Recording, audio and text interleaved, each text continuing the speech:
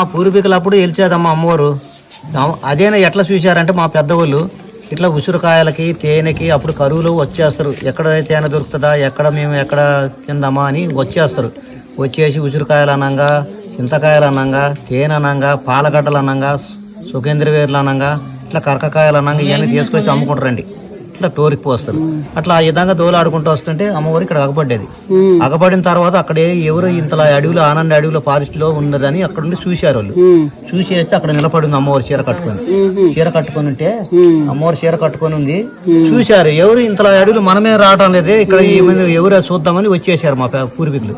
వచ్చేసిన తర్వాత ఇక్కడ దగ్గరలో వచ్చేసరికి అమ్మవారు శిలైపోయేది.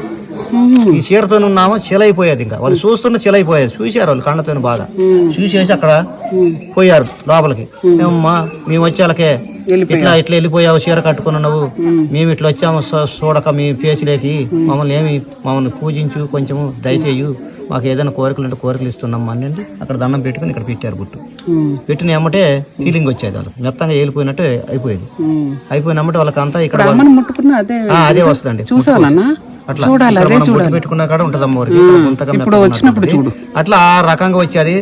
ఒక 40 సంవత్సరాలు వాళ్ళు చేసిన తర్వాత ఎవరికి తెలియదు. ఇక్కడ మా పూర్వీకులే బయటికి చెప్పారు, వాళ్ళ దగ్గర ఇష్టకాంశం ఉంది, ఇష్టంగా కోరికలు ఇస్తుంది, ఇష్టంగా అన్ని ఇస్తుంది మనకి. పోతే అక్కడికి పోతే అని చెప్పి అక్కడ బయటికి చెప్పిన తర్వాతనే తెలిసింది. తెలిసిన తర్వాత మా పూర్వీకులందరూ ఇంక ఎక్కడికి తేనెకి వెళ్ళలేదు, ఉసిరికాయలకి వెళ్ళలేదు, ఇక్కడే నిలబడిపోయారు. వాళ్ళు ఇక్కడ అమ్మవారి సేవలు చేసుకుంటున్నారు.